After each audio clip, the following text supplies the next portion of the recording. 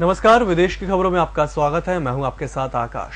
लश्कर तैयबा के आतंकवादी David Coleman Headley ने सोमवार को एक विशेष अदालत में खुलासा किया कि उसके 3 शादियां की है।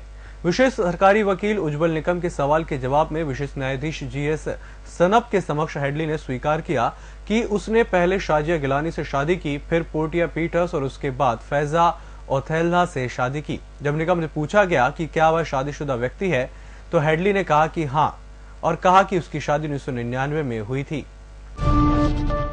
नेपाल के पूर्व प्रधानमंत्री सुशील कोइराला का निधन हो गया है। वे 77 वर्ष के थे। कोइराला के डॉक्टर करबीर योगी ने बताया कि रात 12:50 पर काठमांडू के महाराजगंज स्थित अपने निवास पर उन्होंने अंतिम सांस ली।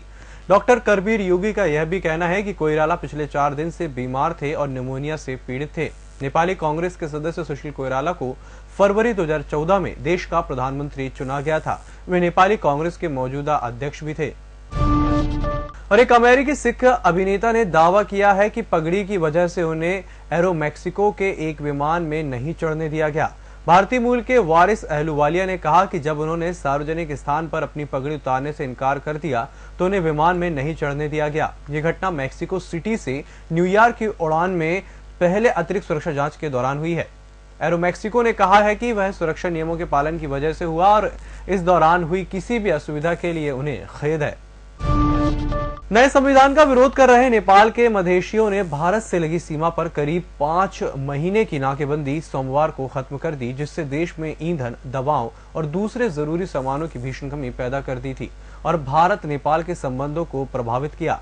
यूनाइटेड डेमोक्रेटिक मधेसी फ्रंट के नेताओं की एक बैठक के बाद जारी किए गए बयान में कहा गया, देश के सामने मौजूद वर्तमान संकट और लोगों की जरूरतों और आकांक्षाओं को देखते हुए आम हड़ताल, सीमा की नाकाबंदी, सरकारी कार्यालयों की बंदी के वर्तमान विरोध प्रदर्शन कार्यक्रमों को अभी के लिए वापस लिया जाता है। और बीजिंग में जहां अलग अलग नाम से बोतलबंद पानी दुनिया भर में बिक रहा है, वायु प्रदूषण का कहर झेल रहे बीजिंग और चीन के कुछ प्रमुख शहरों में बोतलबंद हवा बेची जा रही है। यकीन करें, 27 साल के लियो डे वाट्स ब्रिटेन के ग्रामांचलों की हवा बोतल में बंद कर धनी चीनियों को धड़ल्ले से बेच रहे हैं।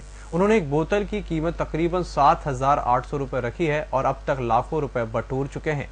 तो विदेश की खबरों में फिलहाल इतना ही। EMS टीवी की बाकी खबरें आप हमारी वेबसाइट के साथ साथ हमारे ऐप्स पर देख सकते हैं। इसी के साथ मुझे दीजिए इजाजत और देखते रहिए EMS टीवी। नमस्कार।